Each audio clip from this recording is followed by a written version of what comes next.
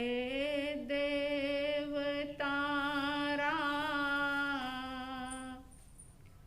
दिलमा वात्सल्यना झरणा भर्या।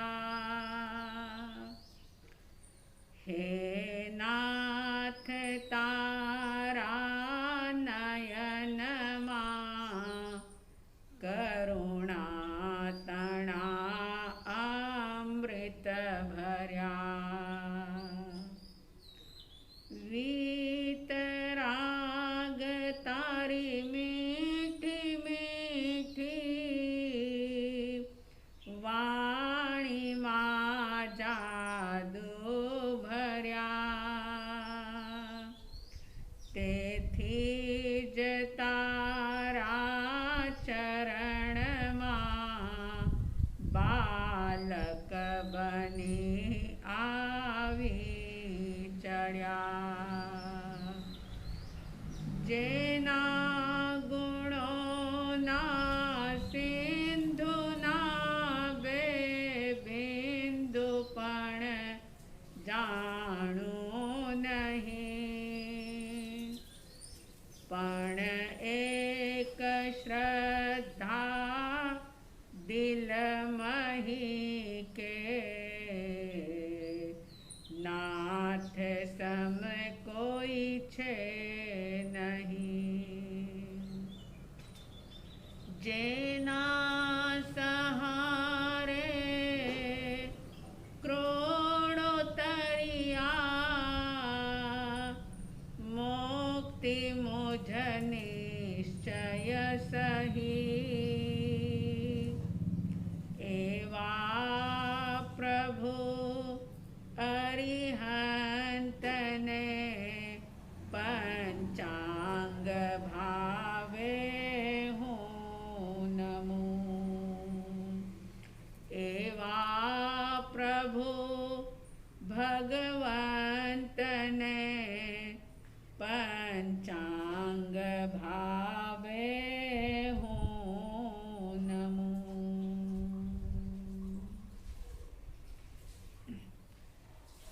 श्रद्धालु जिज्ञासु श्रोताओं, अध्यात्म यात्रा का पहला कदम, पहली आवश्यकता सम्यक दर्शन और उसी सम्यक दर्शन की चर्चा आप सुन रहे हैं। सम्यक दर्शन के लक्षण की बात चल रही है और उस लक्षण के दौरान पांचवा लक्षण, अंतिम लक्षण आस्था, जिसके संबंध में आप सुन रहे हैं। आप जानते हैं कि आस्था का सबसे पहला आधार आत्मा होता है। अगर दूसरी सारी चीजों पर आस्था हो लेकिन आत्मा के ऊपर आस्था ना हो तो वह आस्था खोखली होती है, थोथी होती है। वह व्यक्ति आस्तिक नहीं कहा जा सकता। वह अध्यात्म के पथ पर आगे बढ़ नहीं सकता। जिसको आत्मा पर आस्था नहीं होती उसकी स्थिति डावाडोल रहती है। दृढ़ श्रद्धा उसके जीवन में नहीं होती। उसके आस्था के केंद्र बदलते रहते हैं और जब आस्था के केंद्र बदलते हैं तो वह व्यक्ति स्वयं ही कंफ्यूजन में जीता है, स्वयं ही कंफ्यूज रहता है कि वाकई सत्य क्या है। सबसे पहले आत्मा पर आस्था होना, श्रद्धा होना बहुत आवश्यक है। जैसे बिजली के तार दिखाई देते हैं, पंखा चलता हुआ दिखाई देता है, लाइट जलती हुई दिखती है, लेकिन उस तार के भीतर जो करंट होता है, जो इलेक्ट्रिसिटी होती है, वो दिखाई नहीं देती। लेकिन जैसे पंखे का चलना, ट्यूबलाइट का जलना गीजर, हीटर, एसी आदि का चलना ये बताता है कि करंट है। जैसे करंट दिखाई नहीं देता, ठीक इसी प्रकार से आत्मा दिखाई नहीं देती। लेकिन जो जो भी हम क्रियाएं करते हैं, जो भी इंद्रियां अपना काम करती है, वो बिना आत्मा के अस्तित्व के कर नहीं पाती। तो पहली बात हमने की थी कि आस्था हो आत्मा के ऊपर, दृढ़ श्रद्धा हो आत्मा के ऊपर, और किसी दूसरी आत्मा के ऊपर नहीं, सबसे पहले खुद के आत्मा के ऊपर श्रद्धा हो कि मैं अजर अमर निराला शाश्वत तत्व हूं, मैं कभी मरता नहीं, मैं कभी बीमार होता नहीं, मुझे कोई छू भी नहीं सकता। लेकिन हाँ, जो भी कार्य मैं करता हूं, जो भी मिथ्यात्व के कारण से, प्रमाद या कषाय के कारण से जो भी क्रियाएं मैं करता हूं, और उससे जो कर्म का बंधन होता है, उसका भुगतान मुझे ही करना होता है। तो मैंने आपको बताया था कि सबसे पहली आस्था हो आत्मा पर, फिर उसका विस्तार होते होते आत्मवत सर्वभूतेषु का भाव जागे कि हर जीव में, हर दिखने वाले प्राणी में मेरे समान ही आत्मा का अस्तित्व है। उसके बाद आस्था का दूसरा आधार बनता है लोक, दुनिया, विश्व, जगत, संसार, इसके ऊपर श्रद्धा हो। और जब इस पे श्रद्धा होती है, यानी लोक पर जब श्रद्धा होती है, तो व्यक्ति चिंतन करता है कि इस लोक में, इस दुनिया में अनादिकाल से मेरा आत्मा परिभ्रमण कर रहा है, जन्म मरण कर रहा है। अब मुझे दृढ़ आस्था के आधार पर इस जन्म मरण की श्रृंखला को ब्रेक करना है, इसे तोड़ देना है। एक लक्ष्य निश्चित होता है, और जब लोक पर श्रद्धा हो जाती है, जगत पर, चाहे फिर वो जगत चार गति में से किसी भी गति रूप हो, जब उस जगत पर श्रद्धा होती है, आस्था होती है, तो फिर आचार्य सूत्र कहता है कि आस्था का तीसरा आधार बनता है कर्मवाद। व्यक्ति आत्मा पर श्रद्धा करे, लोक पर श्रद्धा करे, उसके बाद कर्मवाद पर उसको आस्था करनी होती है। कैसे कि मन में एक सवाल पैदा हो सकता है कि अगर सिद्धा जैसो जीव है और जीव सो ही सिद्ध होए, सिद्धा जैसो जीव है और जीव सो ही सिद्ध होए, जब सिद्ध जैसा मेरा जीव है, मेरी आत्मा है, और मैं सिद्ध हो सकता हूं, यानी कि मैं जो हूं बिल्कुल शुद्ध तत्व हूं, मैं निश्चय नहीं की दृष्टि से शुद्ध आत्मा हूं, तो फिर सवाल पैदा होगा कि इस पूरे दुनिया के अंदर, इस संसार के अंदर इतनी विचित्रताएं क्यों दिखाई देती है। कोई व्यक्ति बहुत अमीर है, कोई गरीब है, कोई बहुत पढ़ा लिखा है, कोई अनपढ़ है, कोई मोटा है, कोई पतला है, कोई गोरा है, कोई काला है। ये जो भी विविधताएं संसार के अंदर दिखाई देती है, तो ये किस आधार पर है? अगर गहराई से विचार करेंगे तो सचमुच निश्चय नहीं की दृष्टि से तो आत्मा शुद्ध है, बिल्कुल ज्ञान स्वरूप है ये चेतना, ये आत्मा। लेकिन सिर्फ और सिर्फ कर्म के आधार पर ही ये सारे भेद प्रभेद होते हैं। और कई बार आप देखते हैं कि बहुत बार ऐसा होता है कि कोई गलत काम नहीं किया, कोई पाप नहीं किया, लेकिन अचानक ही किसी के जीवन में बहुत बड़ी विपदाएं, दुख, कष्ट आ जाते हैं। और कई बार ऐसा भी होता है कि किसी व्यक्ति ने कोई बहुत ज़्यादा पुण्य का कार्य नहीं किया, सत् कार्य नहीं किया, लेकिन फिर भी अनायास ही उसको कई प्रकार के सुख सुविधाओं के साधन, इंद्रियों के भोगों के साधन उसे सहज में ही प्राप्त हो जाते हैं। तो अगर गहराई से सोचें तो ये अनायास नहीं होता। कुछ लोग ऐसा मानते हैं कि ईश्वर ये सारी चीजें करता है, लेकिन सही अर्थों में देखा जाए तो ईश्वर, अगर सचमुच ईश्वर ही करने वाला होता तो फिर कोई दुखी क्यों होता, कोई बीमार क्यों होता? क्योंकि ईश्वर तो दयालु है। ईश्वर किसी प्रकार का भेदभाव नहीं करता। अरे एक साधारण सा पिता जो होता है या माँ जो होती है, वो भी अपने बच्चों में भेद नहीं करती। तो आप सोचो कि क्या परमात्मा किसी व्यक्ति के लिए, किसी जीव के लिए, प्राणी के लिए क्या कोई दुख पैदा करेगा? क्या कोई भूखा रहेगा अगर परमात्मा ना चाहे तो? लेकिन ऐसा नहीं है। जैन दर्शन बड़ा ही प्रमाणों के साथ और सटीक तरीके से इसका जवाब देता है कि वैसे तो आपकी हमारी आत्मा शुद्ध है, बिल्कुल निर्मल है, लेकिन जब यही आत्मा विभाव में जाती है, जब परभाव में जाती है, जब अपने स्वभाव से अलग हटती है, जब पाप कर्मों के अंदर लीन होती है, तो वो कर्मों का बंधन करती है। और जब कर्म का बंधन होता है, क्योंकि जो आस्थाशील व्यक्ति होगा वह बंध, मोक्ष, संवर, निर्जरा इन सबको भी जानेगा, आश्रव को भी जानेगा।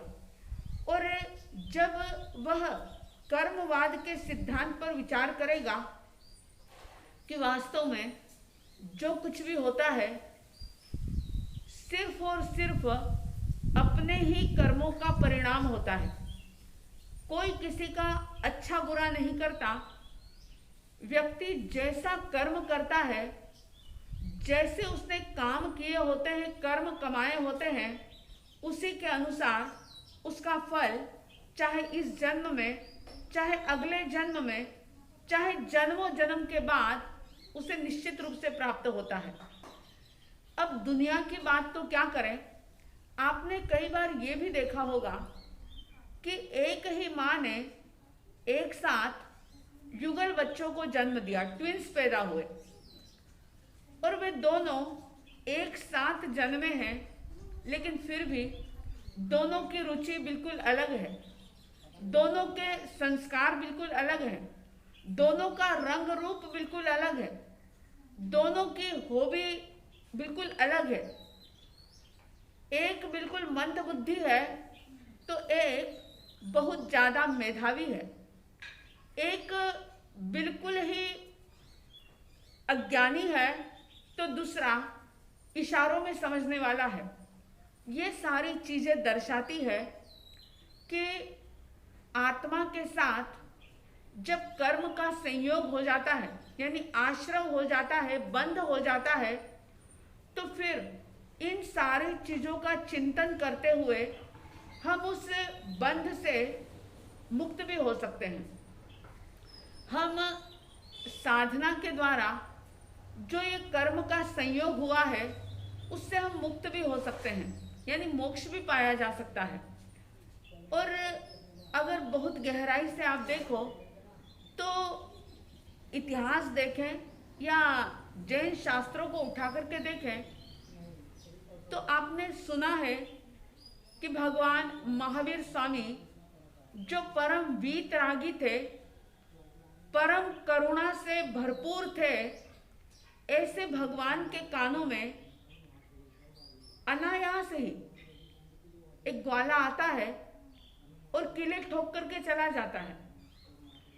अब अगर हम सिर्फ उस क्षण को देखें तो भगवान ने उस समय में तो ऐसा कोई काम नहीं किया था, लेकिन पिछले जन्म के जो कर्म थे वो उदय में आते हैं, वो अपना फल देते हैं और उस कर्म के उदय काल में कर्मवाद को समझने का मकसद ये हो कि कर्म को समझ करके सिर्फ विद्वान या पंडित नहीं बनना है, लेकिन ये जान लेना है, पक्की श्रद्धा कर लेना है कि जो भी कर्म हमने किए हैं मन वचन काया के योग से मिथ्यात्व, अव्रत, प्रमाद, कषाय, किसी भी तरीके से जो भी हमने कर्म किए हैं वो निश्चित रूप से उदय में आएंगे, अपने समय के साथ वे उदय में आएंगे। सावधानी सिर्फ इतनी होनी है, रखनी है इतनी सावधानी कि जब भी शुभ या अशुभ कर्म उदय में आते हैं तो उस समय हम उसके कारण को अपने भीतर में ही खोजेंगे, उस कारण को हम बाहर नहीं देखेंगे। अगर सुख मिला है तो सुख का कारण भी मेरा अपना पुण्य कर्म है, और उस समय में अभिमान नहीं करना है, अहंकार नहीं करना है, कर्तृत्व का भाव प्रबल ना हो, इस बात की सजगता रखनी है। और इसके साथ ही साथ जब कोई दुख दुविधा आती है, कोई पीड़ा आती है, कोई दर्द आता है जीवन में किसी भी रूप में, शारीरिक, मानसिक, पारिवारिक, सामाजिक, किसी भी प्रकार का कोई भी कष्ट अगर जीवन में आता है तो उस समय में भी यही सोच करके समभाव की अवस्था में रहना है कि ये मेरे अपने कर्म हैं, इसमें दोष दूसरे का नहीं। जब ये बात समझ में आ जाती है तो व्यक्ति दूसरों की तरफ उंगली करना बंद करके वह उसे अपने ही भीतर देखता है और उस समय में बिल्कुल समभाव रखता है, शांति रखता है, प्रसन्नता के भावों में रहता है, साधना में जीवन व्यतीत करता है। और ऐसा करते करते एक समय ऐसा आता है कि वो कर्मों की निर्जरा करके अपनी शुद्ध आत्मा अवस्था को प्राप्त कर लेता है और मुक्त हो जाता है। तो कर्मवाद को समझना और इस पर आस्था करना बहुत आवश्यक है। इस कर्मवाद को समझ करके व्यक्ति ये समझ लेता है कि जो कर्म का भी संयोग हुआ है, सारे संयोग है, और जैसे जैसे इन संयोगों से मैं मुक्त होता चला जाऊंगा, और ये आने वाले समय में होगा ऐसा नहीं, ये सारे हमारे भावों पर आधारित है। अगर आज भी हमारे शुभ भाव हो और शुभ से शुद्धता की ओर हम आगे बढ़ें तो फिर कर्मों की निर्जरा प्रारंभ हो जाती है। यानी भीतर में जो कर्म संचित किए हैं वो खाली होने लग जाते हैं, और जैसे जैसे हम अपने आप को खाली करते चले जाते हैं वैसे वैसे हम मुक्त अवस्था के निकट होते चले जाते हैं। तो देखें अपने भीतर में कि कब कब जीवन में ऐसा समय आता है जब हम कर्म पर श्रद्धा नहीं करते, जब हम कर्म पर आस्था नहीं करते। मैंने आपको पहले भी ये बात बताई थी कि आत्मा, लोक, कर्म और इसके बाद नंबर आएगा क्रिया का। ये सारी चीजें, ये चारों ही चेन की तरह आपस में जुड़े हुए हैं। अगर कर्म को कोई व्यक्ति नहीं मानता तो फिर वह पूर्व जन्म, पुनर्जन्म किसी को भी नहीं मानेगा, और अगर इस चीज को नहीं मानेगा तो वह कभी भी अध्यात्म की यात्रा प्रारंभ नहीं कर पाएगा। तो ये देखें, जांचें अपने भीतर में, निरीक्षण करें अपने आप का कि मुझे आत्मा पर श्रद्धा है या नहीं। अगर आत्मा पर श्रद्धा है कि मैं आत्मा हूं, ये मुझे दृढ़ विश्वास है, तो फिर इस जगत के ऊपर मुझे श्रद्धा है या नहीं है। जो मैं देख नहीं पा रहा हूं उस जगत पर भी मुझे विश्वास, आस्था है या नहीं है। और उसके बाद देखें कि कर्म को मैं मानता हूं या नहीं मानता, कर्म का सिद्धांत मेरे समझ में आ रहा है या नहीं आ रहा, या मैं हर बात के लिए दूसरों को जिम्मेदार ठहरा रहा हूँ। जो जितना दूसरों पर जिम्मेदारी देता है कि इसकी वजह से मैं दुखी हो गया, इसकी वजह से मैं बीमार हो गया, इसने मुझे पीड़ा दे दी, इसने मुझे दर्द दे दिया, इसने ऐसा कह करके मेरा अपमान कर दिया, ये सारी बातें जो हैं ये दर्शाती है कि व्यक्ति निर्जरा नहीं कर रहा, बल्कि गहन मिथ्यात्व के अंदर जी करके और ज्यादा कर्मों का बंध कर रहा है, कर्मों का आश्रय कर रहा है। तो अपने भीतर में देखें, झांकें, चेक करें कि जो कुछ भी है वो मेरे अपने कर्म हैं, मैंने ही किए थे। कर्म ऐसे नहीं होते, कर्म वैसे ही नहीं बंध जाते, हम उनको बाकायदा आमंत्रित करते हैं, उनको हम बांधते हैं, तब वे बंधते हैं। वैसे कर्म नहीं बनते। जितना जितना हम राग द्वेष करते हैं, जितना जितना हम मिथ्यात्व के अंदर जीते हैं, जितना मोह में जीते हैं, उतने उतने कर्मों का बंधन होता चला जाता है। तो आस्था का पहला आयाम, पहला आधार आत्मवादी बने, दूसरा आधार लोकवादी बने, तीसरा आधार कर्मवादी बने, यानी कर्म को समझे, कर्म के सिद्धांत को जाने और कर्म के सिद्धांत को जान करके समझ करके कर्मों की निर्जरा प्रारंभ करें। निर्जरा के भी बहुत सारे साधन परमात्मा प्रभु महावीर ने बताए हैं। तो कर्मवाद पर आस्था करते हुए हर चीज की जिम्मेदारी अपने आप के ऊपर डालें, निमित्त को कभी भी दोष ना दें। जितना जितना निमित्त को दोष देंगे, उतना उतना कर्मों का बंधन करेंगे, मिथ्यात्व का पोषण करेंगे। आप सबके भीतर में कर्मवाद का सिद्धांत, उस पर श्रद्धा हो, आप कर्म के सिद्धांत को बड़ी गहराई से समझ सकें, ऐसी साध्वी द्वय की तरफ से हार्दिक हार्दिक शुभ मंगल कामनाओं के साथ जय प्रभु महावीर, जय गुरु आनंद।